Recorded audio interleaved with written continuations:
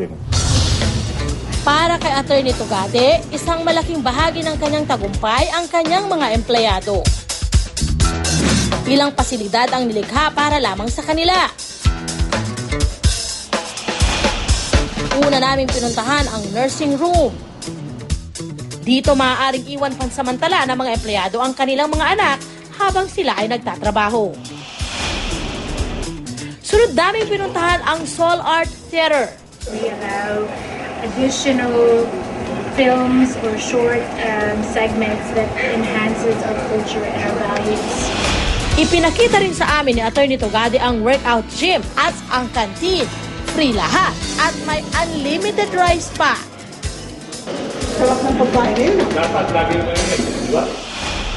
Malaki rin ang oportunidad ng mga empleyado na maging board member ng kumpanya. Gaya na lamang nila Rhoda de Los Angeles, dating accountant at ngayon Executive Vice President for Finance. At Lourdes Grace Mapalad, dating sekretarya ni Atty. Tugade na ngayon ay Executive Vice President na rin. In terms sa trabaho, mahigpit. Pero once na maintindihan mo kung bakit siya naghihigpit, ma-appreciate mo siya lalo. Nung pumasok ako kay Sir APT, wala talaga akong alam. Galing ako sa college, walang alam. So, tinrain niya ako habang sekretarya niya ako. Ngayon, hindi na lamang sila mga ordinaryong empleyado ng kumpanya dahil mga stockholders na rin sila nito. Nakakatuwa kasi, kumbaga, nasusuklian yung hard work mo, yung dedikasyon mo at commitment mo sa kumpanya. More than siguro dun sa pagiging stockholder or sa monetary value, yung trust na binigay sa'yo ng boss mo.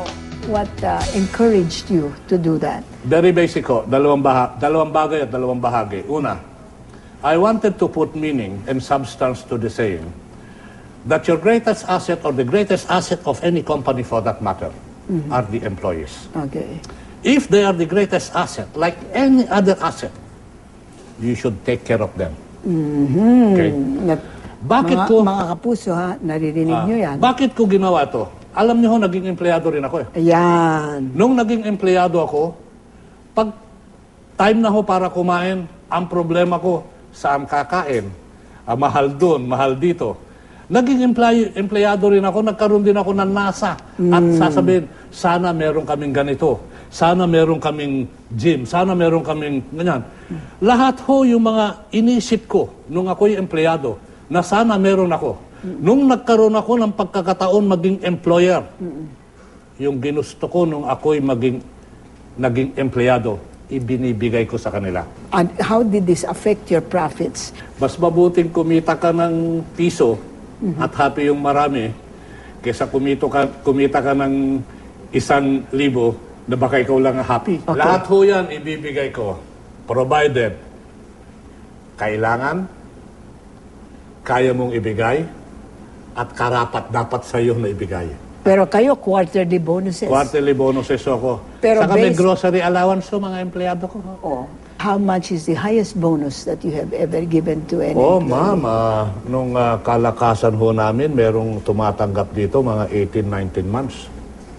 Yes, ma'am. Pretty good. Yung mga anak nyo, meron bang... Ang mga bonus ho ng mga anak ko, hindi pare-pareho. Pare-pareho ko silang bibigyan bilang ama. But yung bonus ho nila, hindi.